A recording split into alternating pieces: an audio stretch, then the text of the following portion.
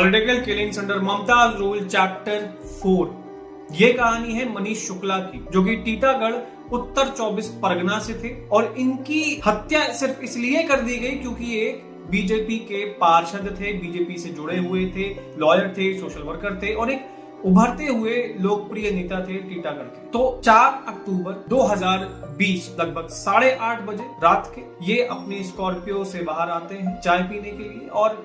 2 mask gunman आते हैं और इनको गोलियों से भून देते हैं और बर्बरतापूर्ण ढंग से इनको मौत के घाट उतार देते हैं। सबसे बड़ी बात यह है कि इस पूरी घटना के दौरान जो फुटेज कैप्चर हुई सीसीटीवी कैमरे में, ममता मेडिकल स्टोर की सीसीटीवी कैमरे में, वो जांच के दौरान गायब थी और वो सीसीटीवी फुटेज कभी मिली ही नहीं। इससे भी बड़ी बात सुनिए, जब मनीष शुक्ला यहाँ पर थे स्कॉर्पियो में, जब वो बाहर आए थे, उस वक्त के लिए उस समय के लिए उनके पास उनके आर्म्ड गनमैन नहीं थे। साथ ही साथ इससे भी बड़ी बात यह है कि जिस स्थल पर यह घटना हुई उससे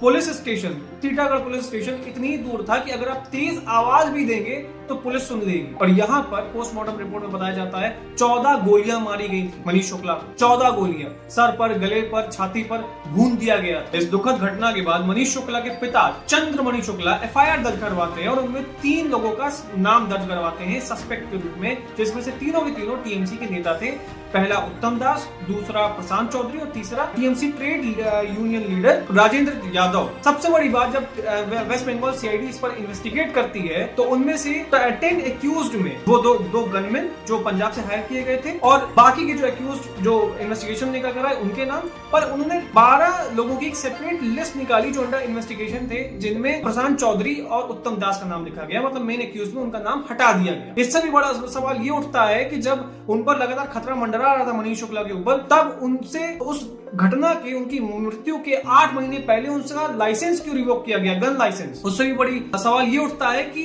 क्या स्टेट पुलिस इस घटना में मिली हुई थी, क्योंकि लोकल इंटेलिजेंस और स्टेट पुलिस के पास इसका कोई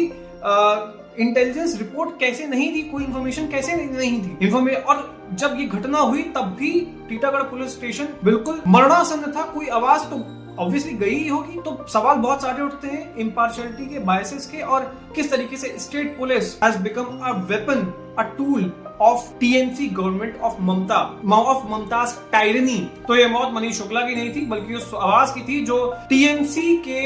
वर्चस्व के खिलाफ खड़ा था, उस आवाज की थी जो आम लोगों की आवाज बनना चाहता, जिसे ममता ने कुचल दिया।